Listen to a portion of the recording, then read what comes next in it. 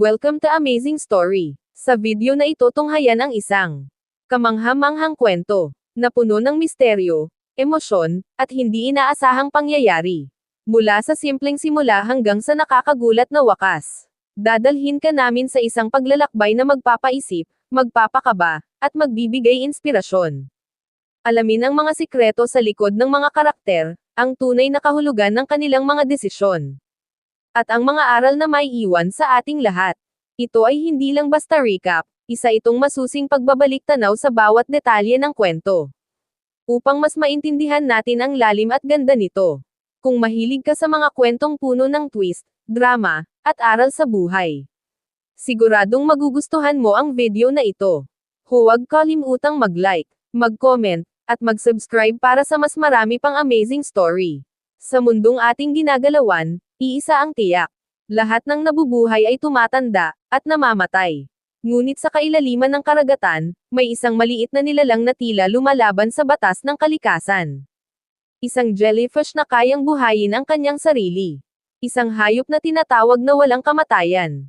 Ito ang immortal fish. Ngunit totoo nga ba itong walang kamatayan? O isa lamang ba itong maling interpretasyon ng agham? Ang immortal fish ay hindi talaga isda. Ito ay isang maliit na jellyfish, na may scientific name na Turritopsis dohrnii.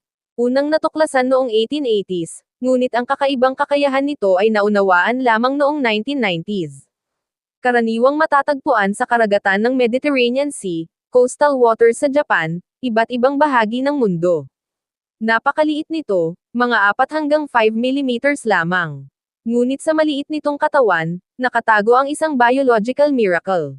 Upang maintindihan ang kanyang kakaibang kakayahan, kailangan nating maintindihan ang normal na life cycle ng jellyfish.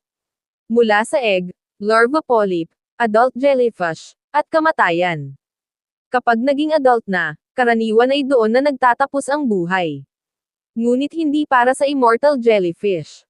Kapag ang immortal jellyfish ay nasugatan, nagutom, na-stress, o tumanda. Sa halip na mamatay, bumabalik ito sa polyp stage. Parang isang matandang tao na biglang naging sanggol muli. Ang prosesong ito ay tinatawag na transdifferentiation. Ang mga adult cells nito ay nagbabago ng tungkulin at nagiging batang cells muli. Hindi ito simpleng regeneration. Ito ay isang kompletong pag-restart ng buhay. Sa teorya ang immortal fish ay pwede itong gawin ng paulit-ulit. Hindi ito literal na hindi namamatay. Maaari pa rin itong mamatay dahil sa predator, sakit, polusyon, pagkain ng ibang hayop. Ngunit sa natural na pagtanda, hindi ito sumusunod sa normal na aging process. Kaya tinawag itong biologically immortal. Pinag-aaralan ngayon ang immortal jellyfish. Para sa anti-aging research, cell regeneration studies, pag-unawa sa cancer at cell mutation, stem cell research.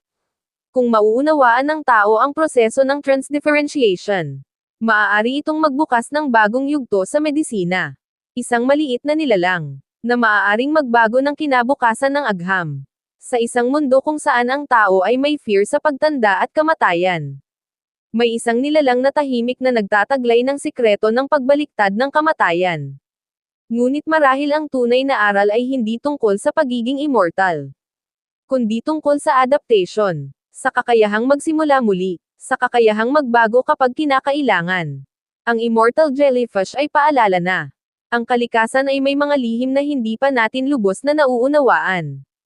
At sa kailaliman ng dagat, maaaring nakatago ang susi sa mga tanong na matagal nang hinahanap ng sangkatauhan. Sa kailaliman ng karagatan, may mga nilalang na tila hindi sumusunod sa normal na batas ng buhay. May isang hayop na kayang bumalik sa pagkabata at iwasan ang kamatayan. At may isa namang tinaguri ang pinakapangit na hayop sa mundo, na ang itsura ay nagbabago depende sa lalim ng dagat. Tinawag siyang, pinakapangit na hayop sa mundo. Isang mukhang malungkot, tunaw, at tila gawa sa gelatin na isda. Ngunit ang katotohanan, hindi naman siya pangit. Hindi lang natin naiintindihan ang kanyang mundo. Sa kailaliman ng karagatan, kung saan walang liwanag, sobrang lamig, at napakataas ng pressure, doon nabubuhay ang misteryosong nilalang na kilala bilang blobfish. Ang scientific name ng blobfish ay Psycholotes marcedis. Ito ay kabilang sa pamilya ng mga deep sea fish na tinatawag na fathead sculpins. Matatagpuan ito sa karagatan ng Australia, Tasmania, New Zealand. Karaniwang lalim ng tirahan nito ay 600 hanggang 1,200 metro sa ilalim ng dagat.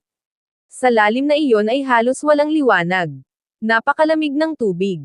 At ang pressure ay 12-dosenang beses na mas malakas kaysa sa ibabaw.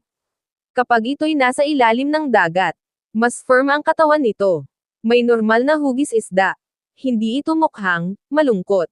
Ngunit kapag inangat ito mula sa dagat, biglang bumababa ang pressure. Lumalambot ang laman. Bumibigay ang gelatinous tissue. Kaya ito nagiging parang malambot na putik na may mukha. Sa madaling salita, hindi naman siya pangit. Hindi lang siya dinisenyo para sa mundo natin.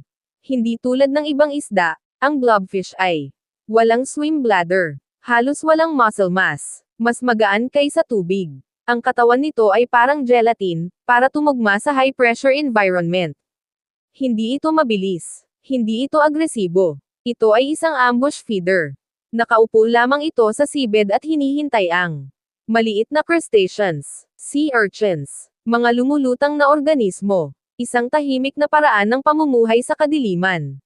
Para maintindihan ang blobfish, kailangan nating maintindihan ang kanyang tahanan.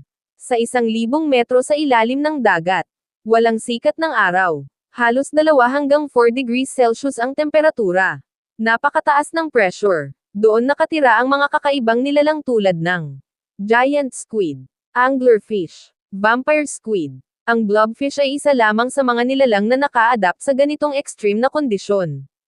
Ang kanyang katawan ay produkto ng milyon-milyong taon ng ebolusyon. Noong 2013, idineklara ang blobfish bilang world's ugliest animal. Matapos itong makatch ng trawling nets, isang proseso na nakakasira ng deep sea ecosystem.